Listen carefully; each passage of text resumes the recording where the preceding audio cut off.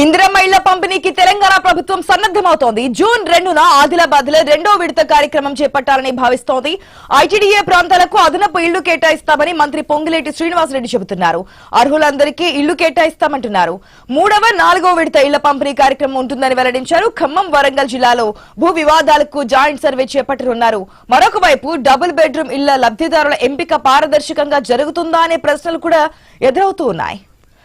Right, updates తెలుసుకుందాం. మా ప్రతినిధి శ్రీనివాస్ సిద్ధంగా ఉన్నారు. Right, good morning Srinivas. ఏదైతే ప్రభుత్వం తెలంగాణ గవర్నమెంట్ ఇచ్చినటువంటి సంక్షేమ పథకాలు లేదంటే కనుక హామీల్లో భాగంగానే రెండో విడతలో ఇందిరమ్మ ఇల్లును శాంక్షన్ చేసినట్టుగా తెలుస్తుంది. కాకపోతే ఎంత వరకు పారదర్శకంగా జరుగుతుందనే క్వశ్చన్స్ కూడా రేజ్ అవుతున్నాయి. డీటెయిల్స్ ఏంటి? గుడ్ మార్నింగ్ ఆశ.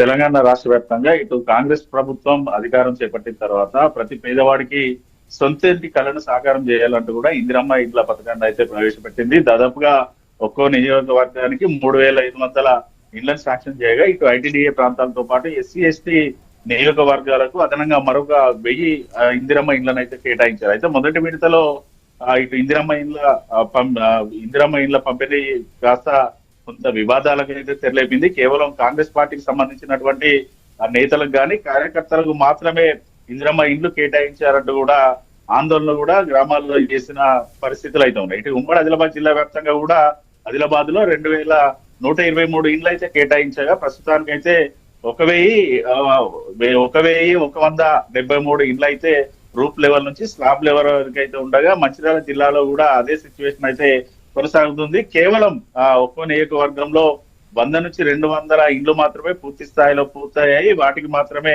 ఇనాగ్రేషన్లు ఇటు జిల్లా ఇన్ఛార్జ్ మంత్రులు కావచ్చు, స్థానికంగా ఉన్న ఎమ్మెల్యేలు అయితే ఇందిరమ్మ ఇండ్ల ప్రారంభోత్సవాలను కూడా చేసిన పరిస్థితులు అయితే ఉన్నాయి. అయితే పూర్తిగా ఇందిరమ్మ ఇండ్లకు సంబంధించి మొదటి విడతలో రూప్ లెవెల్ స్లాబ్ లెవెల్ వరకు వచ్చినప్పటికీ కూడా లబ్ధిదారులకు పూర్తి స్థాయిలో అందాల్సినటువంటి నగదు అందకపోవడంతో కూడా పూర్తిగా ఇల్లు కట్టలేని సిచ్యువేషన్స్ ఉన్నాయంటూ కూడా లబ్ధిదారులు అయితే ఆందోళన వ్యక్తం చేసిన పరిస్థితులు అయితే ఉన్నాయి.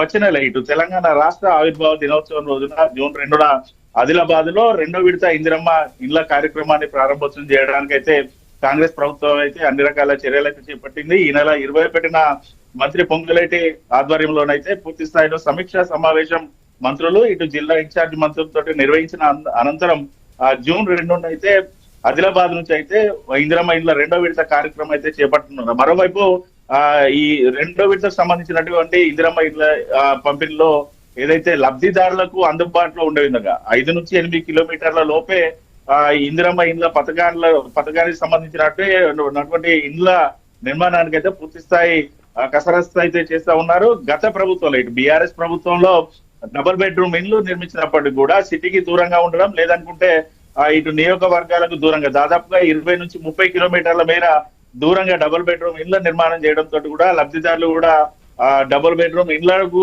వెళ్లి ఉండడానికి కూడా ఒకంత అనాసక్తి అయితే చూపిన పరిస్థితులు అయితే ఉన్నాయి. దాదాపుగా ఉమ్మడి ఆదిలాబాద్ జిల్లా వ్యాప్తంగా కూడా ఇప్పటి వరకు ఒక మంచిర్యాల జిల్లాలో రాజీవ్ నగర్ లో నిర్మించినటువంటి డబుల్ బెడ్రూమ్ ఇండ్లలో కేవలం ఒక 30 మంది లబ్ధిదారులకు మాత్రమే డబుల్ బెడ్రూమ్ ఇండ్లను కేటాయించారు తప్ప మిగతా ఏ నియోజకవర్గంలో కూడా ఎక్కడ కూడా డబుల్ బెడ్రూమ్ ఇండ్ల నిర్మాణం అయినప్పటికీ కూడా లబ్ధిదారులకైతే ఇప్పటి వరకు అందని పరిస్థితులు అయితే ఉన్నాయి. ఒక ఖానాపూర్ కి సంబంధించి ఇటు నిర్మల్ జిల్లాలో ఖానాపూర్ కి సంబంధించి కూడా ఖానాపూర్ లో డబుల్ బెడ్రూమ్ ఇండ్లు కేటాయించినప్పటికీ కూడా పూర్తిగా వివాదాస్పదంగా మారింది. అనర్హులకి డబుల్ బెడ్రూమ్ ఇండ్లు కేటాయించారు, అర్హులకి ఇవ్వలేదు. కేవలం గత బీఆర్ఎస్ పార్టీ హయాంలో ఎవరైతే ఇటు బీఆర్ఎస్ పార్టీకి సంబంధించినటువంటి నేతలు కానీ వారి బంధువులకు మాత్రమే డబుల్ బెడ్రూమ్ ఇండ్లు కేటాయించినట్టు కూడా కొంత ఆరోపణలు కూడా వ్యక్తమైన నేపథ్యం అయితే ఉంది. ప్రస్తుతానికైతే డబుల్ బెడ్రూమ్ ఇళ్లకు సంబంధించి కూడా లబ్ధిదారులకైతే కేటాయింపులు అయితే జరుగుతున్నాయి. కానీ పూర్తి స్థాయిలో ఎక్కడ కూడా పారదర్శకంగా జరగట్లేదు. అసలైన లబ్ధిదారులకు మాత్రం డబుల్ బెడ్రూమ్ ఇండ్లు కూడా అందడం లేదంటూ కూడా లబ్ధిదారులు అయితే ఆందోళన ఆగ్రహాలు కూడా వ్యక్తం చేస్తున్న సిచ్యువేషన్స్ అయితే ఉన్నాయి. ఇటు ఇందిరమ్మ ఇండ్ల పథకానికి సంబంధించి మొదటి విడతలో పంచాయతీ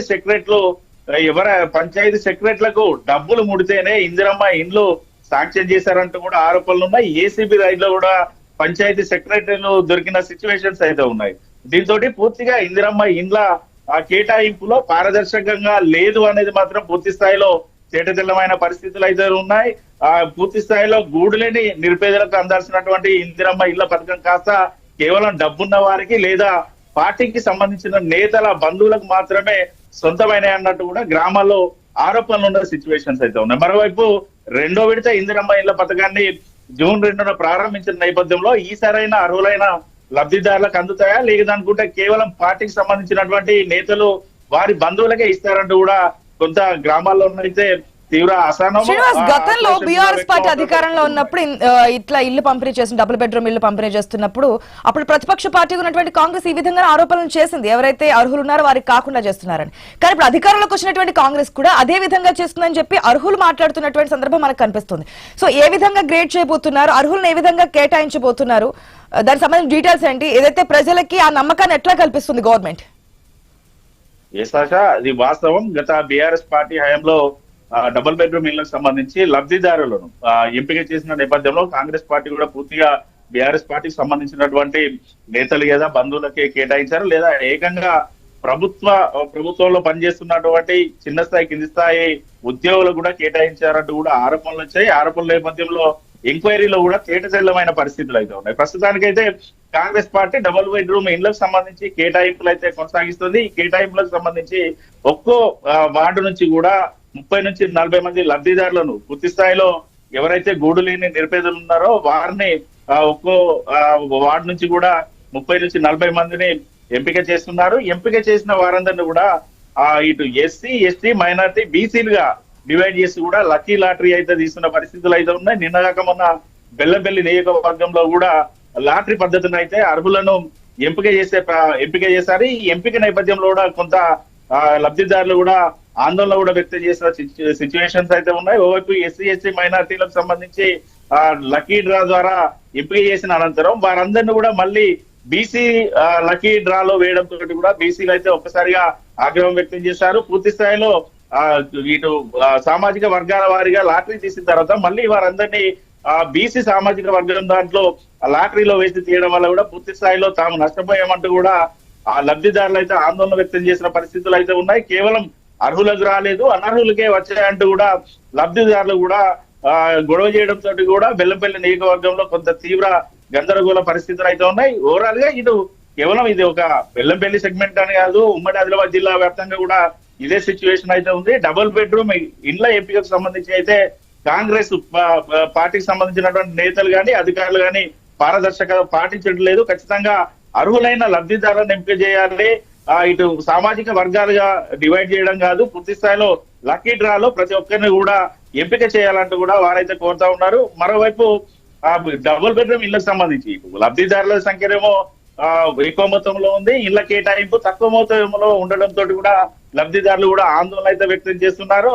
డబుల్ బెడ్రూమ్ లో ఇండ్లు రాని వారికి ఖచ్చితంగా ఇటు ఇందిరమ్మ ఇళ్ల కేటాయింపులో వారికి ఖచ్చితంగా ఇందిరమ్మ ఇల్లు కేటాయిస్తామనేసి అధికారులు చెప్పినప్పటికీ కూడా పూర్తి స్థాయిలో మొదటి విడతలో ఇందిరమ్మ ఇళ్లలో అవకతవకలు జరగడం, రెండో విడతకు సిద్ధమవుతున్నా కూడా తామకు వస్తుందా లేదా అంటూ కూడా లబ్ధిదారులు అయితే ఆందోళన వ్యక్తం చేసిన పరిస్థితులు ఉన్నాయంట.